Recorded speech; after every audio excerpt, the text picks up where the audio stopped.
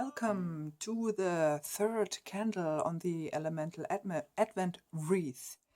Yeah, we're touching today on the element of water, and as you can see on my jam-packed table, I will be touching different topics today. So let's get started. But first, because today there will be no vlogmas today, so I thought, okay, I will share with you the tea of today. This is, as you can see here, Calm Your Nerves tea, an herbal tea. And this is the color, gorgeous color again, yellowy color. And it is with lavender and hop, and also again with lemon balm. There's a lot of lemon balms in this Advent Advent tea calendar, and I'm so enjoying this, and I will certainly buy this next year again because this is so tasty. So a little sip. Yeah, and now let's delve into this topic. Yeah, I will be touching on the topic of self-love and self-compassion, but maybe not so deeply because I have so many things here going on the table that we won't be able to do this in really a short amount of time. So I will be starting by showing you some books, some recommendations to read if you want to delve into self-love or self-compassion for yourself. And also I will delve a bit into the topic of shadow work, although I am still in my process of shadow work. I started with with self-love work the last month or over the last month, and now I'm also getting into the self compassion topic, and I'm really loving this book. So as you can see here, Kirsten Neff is the author, and maybe you saw this book also in a bit of a different look in English. Lovely Maha talked in one of her videos about self-compassion, and there's also a CD course with this book, not with this book, but it touches on the same topic, and you can purchase it separately. This one, as you might guess here, I got from my local library to get a bit of an impression of the book and eventually buy it later, and I will buy it later because it's really, there is a lot of things going on. There are practical exercises here in this book to embark on your self-compassion journey. It is really, really rich, and it goes, to my opinion, it goes a bit hand in hand with self-love. And the topic of self-love, as Kellyanne Maddox is providing it on her YouTube channel and also on her blog. And back in September, I took part in her Sounds and Sessions, and still working on some of the things within this course she offered, and it's really in depth, and it's something, I guess it was the best money I could ever spend in this term, because this course will stay with me forever, and I can go back to it whenever I feel to, and can also take a break and move a bit on. And then when I feel ready again, can come back to it. And I really love it. I really love it. There are so many insights I got. And I also think this is very helpful to embark further on my shadow work. So I thought, okay, I will start with self-love first, and also with self-love with self-compassion. So another sip of tea, and I will stand it here in the distance because otherwise I will maybe throw it off the table. As you can see here, this is my self-love journal I made back in September. This is just a bought journal actually, and I designed it a bit with washi tape and stickers, and this gorgeous photo, which is also part of my elemental water oracle cards I created within my Season of the Seeker water studies. And this was the final word for my water studies back then. We always are encouraged to break it down to one word which embodies the element of water to us at that moment. This can change over the years, over and over again, but back at that time it was self-love, and it's still self-love to this day. And yeah, so the bluish color was also good for that. And yeah, I won't get too detailed into this because it's a lot of just writing and sorting out stuff and going into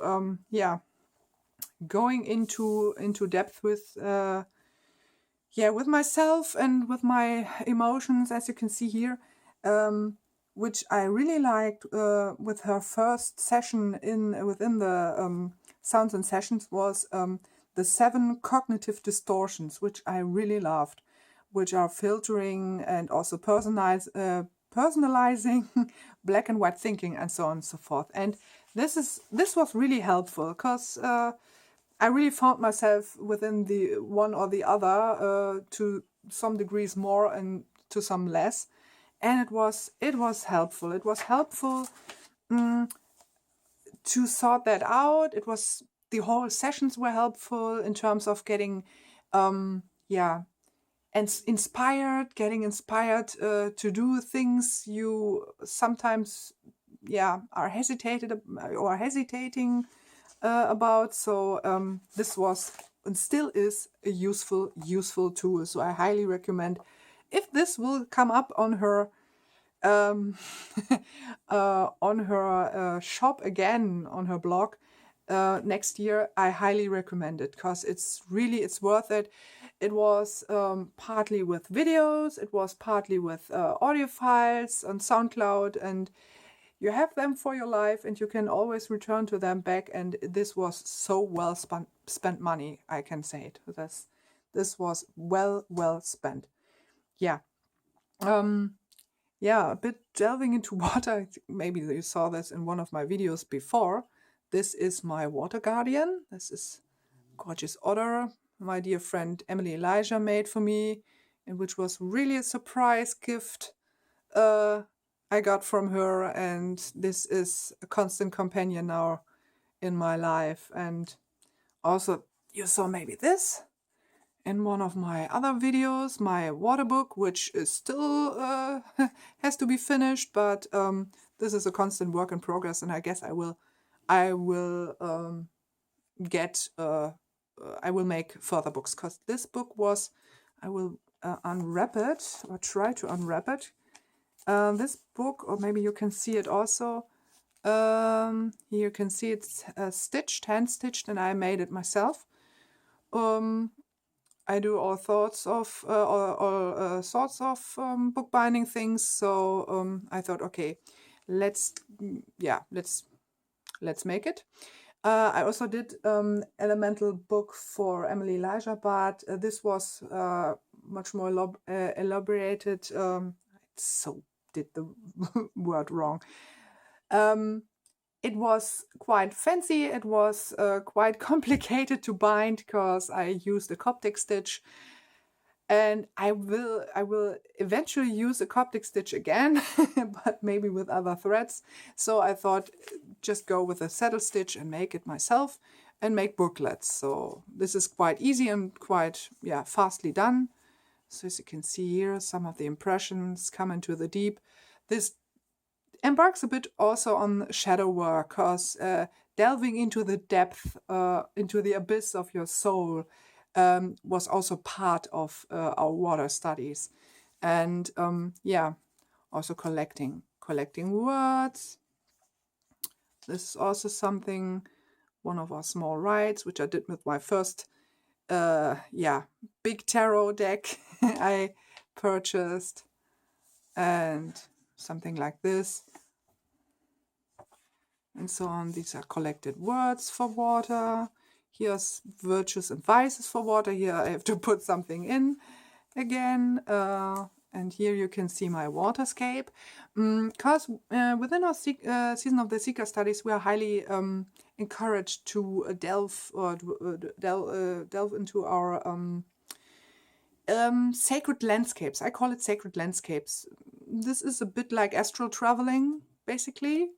We're encouraged to explore our inner landscapes and see what will come up eventually. And I can say this was really there was so many surprising and illuminating and enlightening things happening there that it still is stunning to this day. So yeah, things I created, things I still have to put in, some things in words and so on.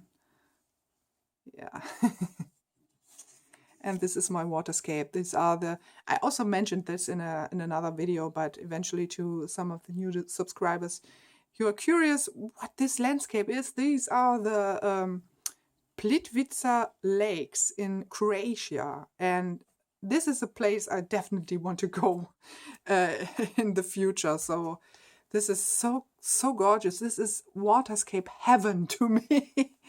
There are some. I will. There are some videos about the Plitvice lakes. Also one in English, I guess. And I will put it in the description box so you can immerse yourself in this water landscape. This is so gorgeous. Yeah, these are some things I found on Pinterest. These are also one of our works here. Yeah. And my credo. Yeah, the works are quite in depth and very, very helpful. Here, the Self-Love Manifesto by Charlie Chaplin. This is also gorgeous. Search that up. This is really, really gorgeous stuff. Yeah, so on and so forth. I will share with you, if you want me to share with you some of the stuff later. But now I will go into this book, and otherwise we will hear until tomorrow, eventually. So this book by Kirsten Neff, Self-Compassion. It's really, like I said, it's really in depth. I can try to give you an overview of the chapters, and we'll try to translate them. This is about why self-compassion, how she discovered self-compassion. He has also mentioned the distortion, or a bit like the things also Kellyanne Maddox touched on. How you stop the insanity. About not being self-compassionate about yourself. Yeah, and this is all about being friendly with oneself, and also being mindful. It also talks about emotional resilience and so on, motivation for personal growth, self-compassion, and relationships with others and so on. And she tries to separate self-compassion from self-love, which I don't see like her. She said, okay, self-love is good and maybe comes first, but self-love misses something, and this what she says is the relation to others. And you can see this. I totally get her point, but to me it's also about for me it starts with self-love, and okay, then it can come to self-compassion, or these can go hand in hand. But self-love is the starter, and I guess if you can't love yourself, how you want to love others, how to put it, how you want to forgive the weaknesses of others when you can't forgive the weaknesses of yourself, or to yourself. This is something I totally believe. So I guess self-compassion and self-love is something which goes hand in hand. And from this on, you can step further and be compassionate about other human beings, about the world, and so on and so forth. This is the starter point, self-love is for me. It's not a selfish thing. Let's get this clear. But you have to you have to clear the base. Is something I would say to that. You have to start first on the on the grounding, on the base of yourself, and then start to embrace the world. And this is it's a really good book. I still am not quite into this book. I guess here almost 100 pages now. Because it's really it's a juicy book. There's a lot of content in this, a lot of which you can absorb and digest, and it's a really good thing. I highly recommend it if you embark on the journey of self-love or self-compassion or both. Like I mentioned, this is a good book. But now we come to a book which uses self-love and also self-compassion and shadow work in terms of storytelling. And you, might wonder, I mentioned it in my video yesterday, that it is a fantasy novel, and it is a quite classical one. It is Michael Ende's Never-Ending Story, or Michael Ende, how we call it, Die unendliche Geschichte. I'm in love with this book since I was a child. I have to say, when I was a child, I was not a good reader in terms of thick and chunky books. My mother always wanted to give me thick and chunky books, and I was always, not very fond of them because it was such a task to read a big chunky book. And only my cousin started to gift me for my 9th or 8th birthday a tiny book which was called Our Grandma. This is or Unsere Oma, which was a whole series of tiny novels about a crazy grandma, which was really a crazy, like a grown-up Pippi Langstrumpf or Pippi Longstocking from Astrid Lindgren or by Astrid Lindgren. And Unsere Oma or Our Grandma was such a good book for me and a good starter book to read.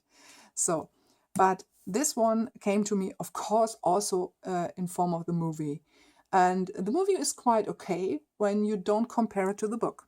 I know that Michael Ende was not fond of the movie and wanted to stop it when he realized how it was totally different from the book and wasn't true to the book's meaning. So, but as you might guess, he wasn't successful with stopping the movie. He was totally annoyed by this movie actually. And okay, I get it. And when you read the book, you can understand why this movie is quite superficial in contrast to this book. And this book has a lot of in-depth and things in it. I can't, you really, when you read it as a child, you discover things, and when you read it as an adult, you discover even more or different kinds of layers in this book. And this is so gorgeous. And maybe you will all know the story about Bastian Balthasar books, and how he comes into this never-ending story and enters also the world of Phantasien or Fantasia. I don't know. Fantasia, is it called in English like that? I don't know. Phantasien, he enters this world and suddenly has the power to make his wishes come true with the amulet he got from the childlike empress there. And but there is also a downside on this wishing, because for every wish he gets fulfilled, he forgets something about his world. He wishes himself beautiful, he forgets that he was ugly. And he wishes himself powerful, he forgets that he was weak and a fearful child, and all this stuff. And the thing is that when you flip over the Orin, the amulet he is wearing, you can read a quote which says, "Do whatever you want," or "Do whatever you will." And he takes it for, I can do whatever I want. But it's more about, doing your own will, your true will, the truest will of your heart, of your soul. And this is something he isn't able to understand until it's almost too late for him. And he really goes into the shadow, I can say to this. He dwells into the shadow, he dives into it, and almost loses everything or everything he knows about himself. But this is really, when I read that, I had to think about self-love, and I also had to think about shadow work, because it was so fitting for this. And the metaphors that are used there are so rich, and this is really a nice thing to read if you want some kind of fictional work. Accompanying your shadow work or self-love journey. So this is, and I really like the coloring and the pages with big letters, big beginning letters. And I have this book in hardcover and softcover form because I love it so much. I started reading it really late in my life. I guess in my teens, I really started reading it. I grew up with audio play, and the audio play was quite close to this, but okay, not so in depth. But a couple of months ago, I stumbled over a new interpretation, a new audio version of this story, and I heard it or listened to it again, and I was so stunned because this was happening while I was on my self-love journey. So I highly recommend this book. This is, you might all know this maybe, or read it at one point maybe or another, I don't know, because it's a classic. You can get it also in English and in all sorts of other languages. But this is a book you can read again and again and find more and more. This is like a treasure chest. This is really like a treasure chest. And I so love the binding here. Here, you can see here. This is the original Aurin or Aurin. Das Kleinod, like we call it also in this book. And this is such a good book. Such a good book. Highly recommended. Said before, so this is something good to read. Yeah, and for shadow work, I also want to share with you one of the things I also did and still has to be filled with a lot of shadow work.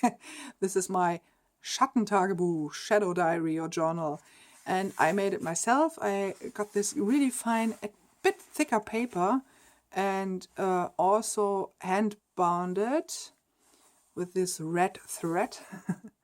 And did this cover. I tea-dyed this paper.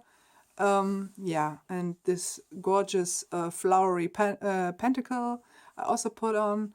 Yeah, and it's not very much filled except for my shadow guide, how I call him. Follow me into the realm of shadow. This is Twilight, my white fox. And this is my shadow companion for my shadow work. And this is some quote by Carl Gustav Jung. Shadow work is not... shadow work is the way of the heart warrior. And I so love this. And I also love this one here. This is also a gorgeous picture I found on Pinterest. Pinterest is a really good source for that. So I bound, I have 3 prepared journals for that. And this is so gorgeous and stunning. And I love how it feels. It's not so... it's a bit rough, a little bit rough texture, but it feels like more, and I like that. Yeah, and I will now share with you another gorgeous find in terms of shadow work and self-love, but I would say this time it's more about shadow work, and it's a movie. And it's a Disney movie, which is much more interesting in this case, because normally you wouldn't combine shadow work and Disney movies together. So yeah, and I will share you this gorgeous picture I found on the internet about the character I will talk about, and which is starring this movie, and you might guess who she is. Yeah, this is the movie Maleficent. And yeah, maybe some of you might know this movie. And yeah, I didn't, and I was quite interested in this movie. I guess it was because of a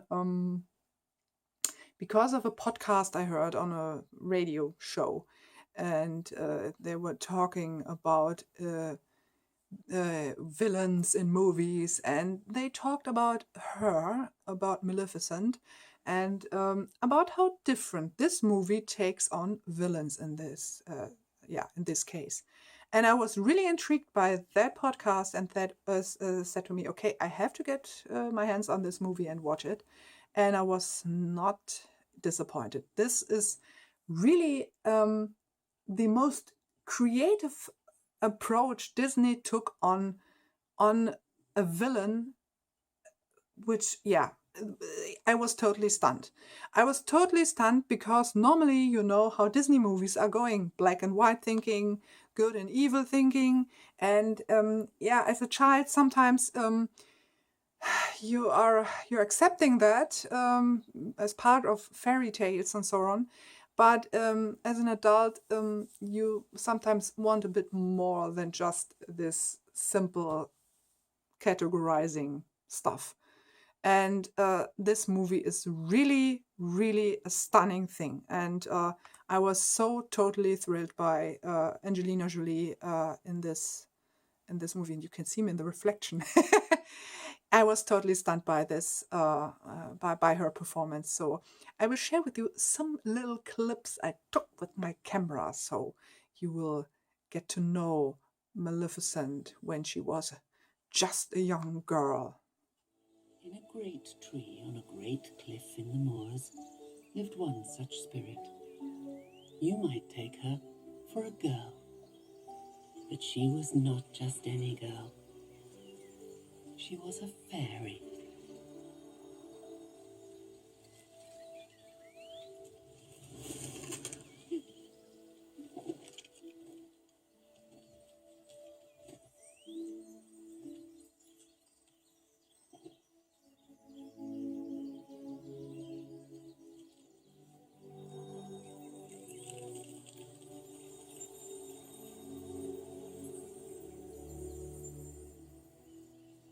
There you go. And her name was Maleficent.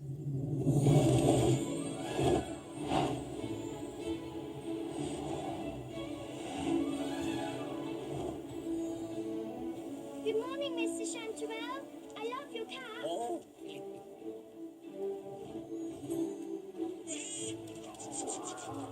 No, don't do it. Ha! You missed me. Good morning. Good morning.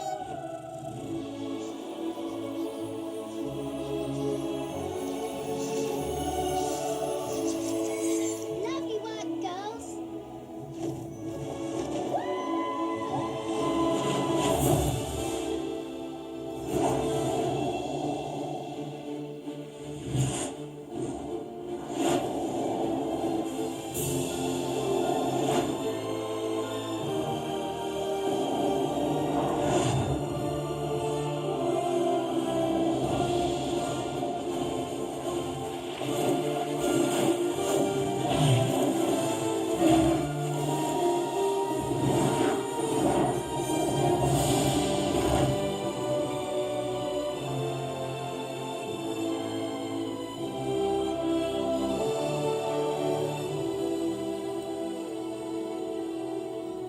Yeah, she is really beautiful, and as you saw, she also grew a lot bigger, and she had wings.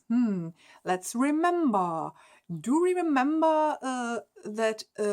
Yeah, the evil fairy in The Sleeping Beauty had wings? No, I guess she didn't have wings, but she had wings before, like this, like you can see here in the movie. And that is what it's all about, how she lost her wings. What I can say is that is also a bit of a love story and a bit like, yeah, how to put it, a bit like The Rose Wars, this movie with Michael Douglas and Kathleen Turner, I guess. Uh, yeah, she is falling in love when she is only a young girl with a just a normal poor boy, which has big ambitions, even when he was just a boy. Big ambitions, and his also there's some greediness already, yeah, coming up in him. And he has big ambitions. He wants to be king, and you can guess that that he will achieve this goal. Yeah, now maybe you can guess that he isn't so yeah, so unguilty in the process of how she is losing her wings. And yeah, basically this is something I can really tell you about tell you in these cards, in these tarot cards, in the Raven's Prophecy tarot cards. This is the stage they are at the beginning. And then this happens. And yeah, as you can see, this is how she feels. A world, her world, yeah, is tearing apart.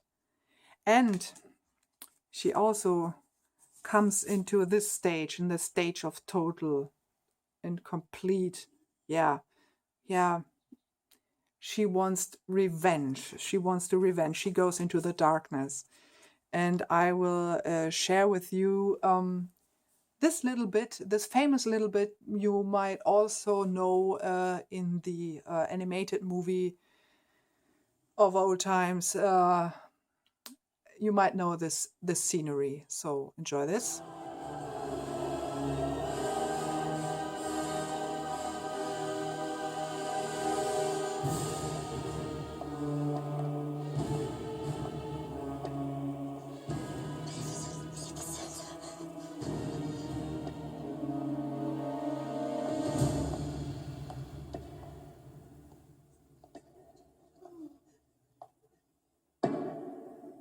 Well, well.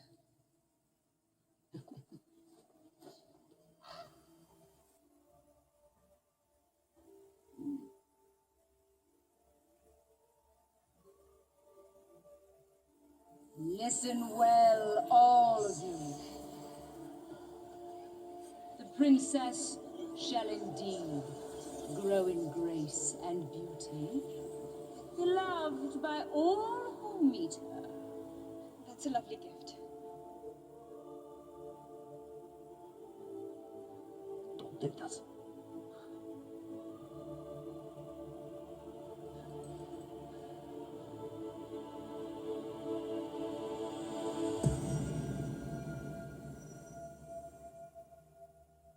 Yeah. But as you saw in this clip, she already, yeah, incorporated, yeah, how you want to call this, her salvation. She incorporated her salvation. When you remember the sentence, the quote, she said, beloved by all who will meet her.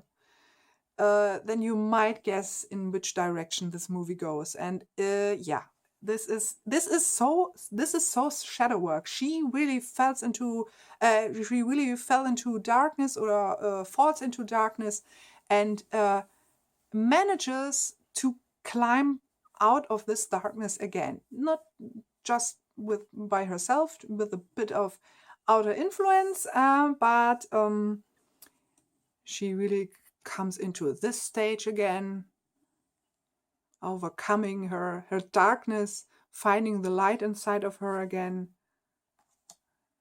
and also comes to this stage of, yeah, of happiness again, of light again in her life. And also to this stage, which is not like lovers you might think of. So the ending is totally surprising and totally gorgeous. And you have, as I said to you, also her counterpart in this movie, the king, the greedy king. And there you can see really good that he won't make it out of the darkness. That he at first is like this, all the possibilities of the Seven of Cups, all the possibilities, but okay, he chooses this one.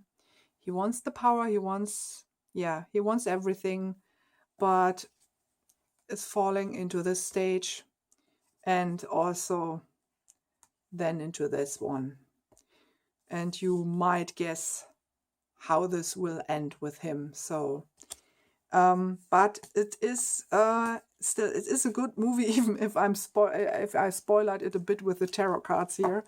But so worth looking, so worth watching, and so worth recognizing all the shadow work parallels in this movie, like in so many other stories before. Like I told you, this is really unusual stuff, I have to say, and I'm really impressed with Disney, because I really wasn't expecting anything unusual and new and fresh from them. Sorry, Disney, but no. I turned my back on them. Okay, some of the movies I watched, and the movies I watched, which also are labeled with Disney, are mainly under the umbrella of Pixar. And there you can see the Pixar influence, and Pixar influence is mostly really fine. I really love all Pixar movies that are out there, because there's also something more to it. And as I said, as a child, I was quite a Disney nerd. I also wanted to be a Disney artist one day. But okay, everything turned out differently. But I stopped watching Disney movies when, I guess, after the movie Hercules. Then I stopped for some reason and started to delving more into Japanese movies, and foremost into the movies of the Studio Ghibli, and was stunned by their approach to good and evil, because the things you might guess are maybe evil at the beginning are not so evil at the end, and there are more grayish tones to it, and I really love this approach. I will eventually show you a bit of my Studio Ghibli collection, and we'll talk a bit about the movies, which are really inspiring, and everything for the inner child. You can you might guess these are good movies. But back to this, I was impressed. I was impressed by Maleficent. I was impressed by a lot of actors here in this movie.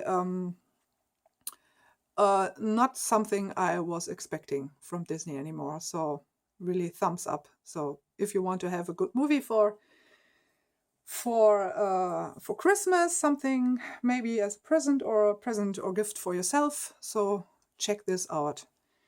So this was the third candle on the Elemental Advent Wreath. I hope you liked it. And we will see us next week for the last candle on our Elemental Advent Wreath, and on the element of Earth. And Earth I'm still not quite familiar with, but I already have a gorgeous book I want to share with you for a couple of weeks and months, and which is really has really a practical approach. It is magical, it is abundant, it is full of little exercises and little rituals, you can say, to this, and I hope you will like that. I hope you like this one. Tell me what you think about this video. I would be delighted to know. So I wish you a a fine start in the week, into the week, and we will see us next week, and of course in one of my Vlogmas videos. So bye!